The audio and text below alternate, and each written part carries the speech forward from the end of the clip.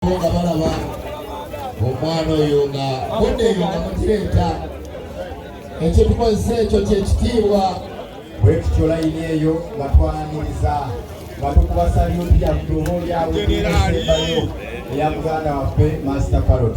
Tugenda kuyita kyemmanga wano okusinza ku Father bw'atugambye tukole layini nga famire bengera wali tugambye abayimbira abasimba layini so wamawulire bwofuna ange entuufu oba tukoze bulungi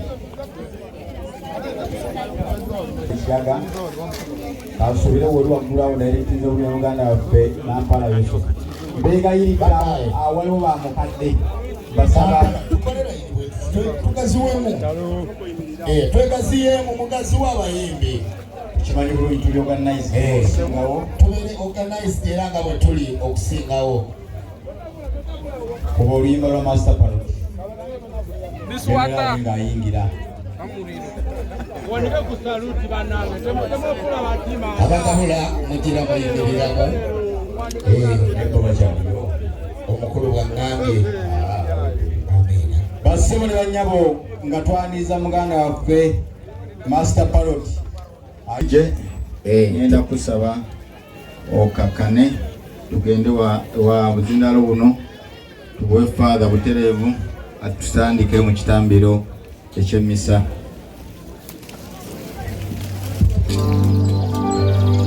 Kansabe banyango ne bassebo tuyibirire tutandike ekitambiro kya mmisa nga tusabira buli omu abatwalibwa mu purigatori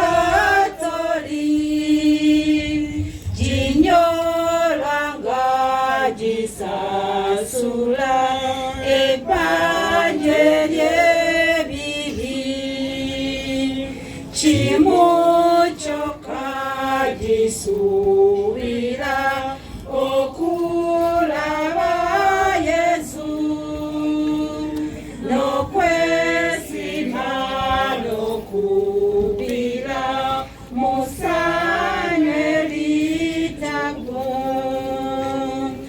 ensinga gye gisindamu ku nsi tesangika n'enkaba gye gikabamu nayo tegambika esalayo gyonosoma yene janguyiza essanyu eritakoma lyetugisanyiza Katonda yamba abaana bo ababonaabona era tuma babaka bo bawonye byonna.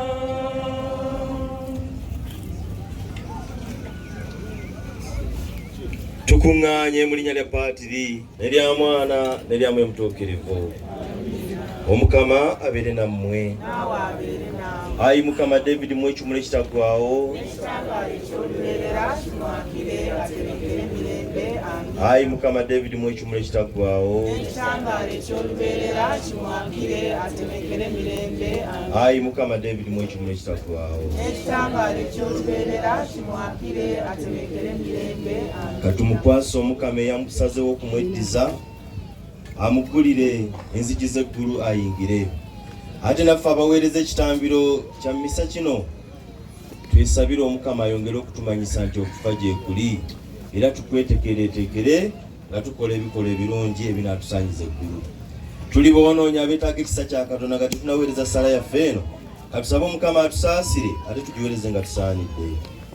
Neetondera Katonda omuyinza wa buli kantu Nammwe baganda bange nkinyolonye nnyo mu kulowooza, mu kwogera, mu kukola, kunsinze kyebanegera Mariya omutujjuve bamalayika bonna nammwe baganda bange okunsabira eri Omukama Katonda omuyinza wa buli kantu atukwatira ekisa tusonyiwe ensobi zaffe ate tutuuse mu bulamu obutaggwaawo.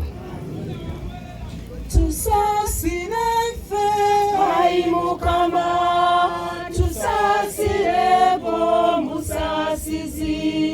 Tusasire ffe ayi Mukama, tusasire b'omusasizi. Mukama tusasire ffe ayi Mukama, tusasire b'omusasizi.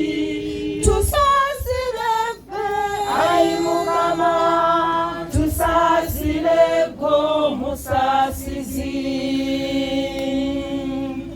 Ayi Kristo musasizi, tusasire b'omusasizi.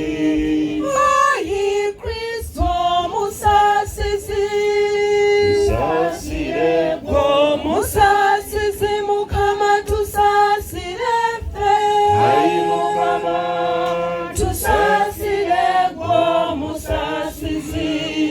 Tusasire ffe ayi Mukama, tusasire b'omusasizi. Ayi Kristo musasizi, tusasire b'omusasizi. Ayi Kristo musasizi, tusasire b'omusasizi. Mukama tusasire ffe ayi Mukama, tusasire b'omusasizi. Tusasire ffe ayi Mukama, tusasire b'omusasizi.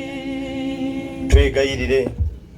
Ayi Katonda, aboonoonyi mwe basanga okusaasirwa n'abatuukirivu okusanyuka, tukwegayiridde omuweereza ono David bwe tuziika leero mu okugabana ku birungi by'ogabira abatuukirivu be weerondera, ebyamusiba mu bulamu buno obw'oku nsi nga biwonye, mukkiriza okwetuukira maaso go ku lunaku olw'oluvannyuma. Tukikusaba nga tuyita mu Yesu Kristo Mukama waffe. Kansabe tutuuleko tuwulire ekigambo wa Katonda.